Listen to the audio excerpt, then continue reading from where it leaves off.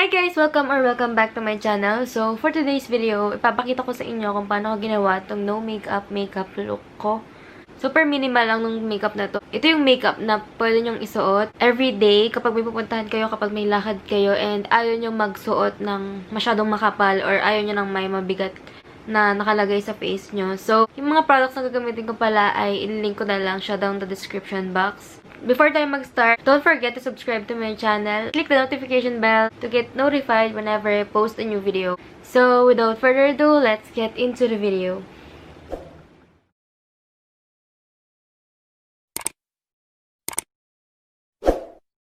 First, I will be using this iWhite Korea Aqua Moisturizer to moisturize my face.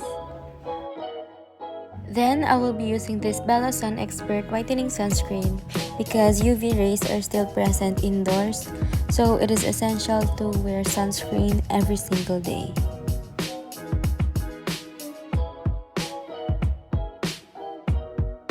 For my base, I will be using this Maybelline New York Super BB Moist Matte BB Cream to add coverage on my face.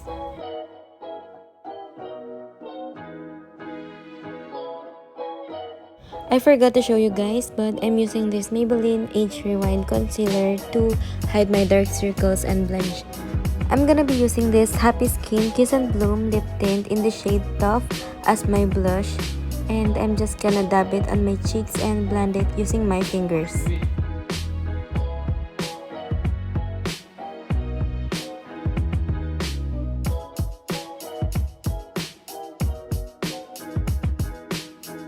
So I'm using the same product for my lips. To set my whole face, I will be using this Coty Airspun loose powder using a powder brush.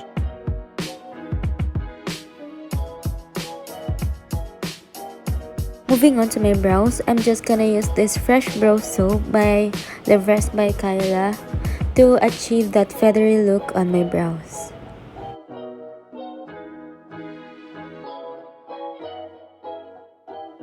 To set my brows, I will be using this BYS Brow Defining Kit eyebrow powder, and I'm using this to fill in the sparse areas on my brows.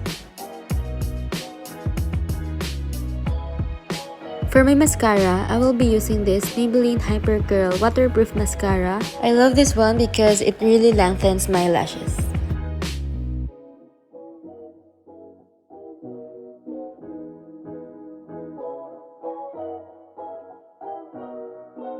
For my bronzer, I'm just gonna use this Vice Cosmetics Aura Contour in the shade Porshur.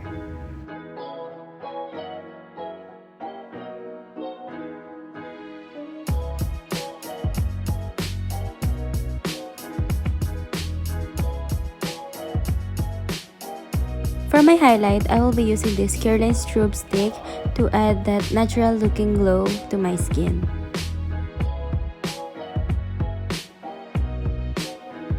And lastly, I will be using this Vaseline Lip Therapy to moisturize my lips.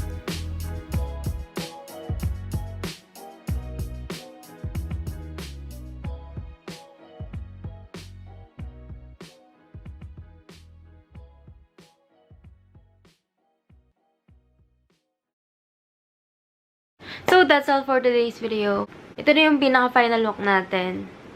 Thank you guys for watching. Sana nag-enjoy kayo. Please like this video and subscribe to my channel. Sali kayo sa giveaway ko. May pag-giveaway ako. Check nyo yung last na video ko para makita nyo yung mechanics. Yun lang. Thank you guys for watching. See you guys on my next one.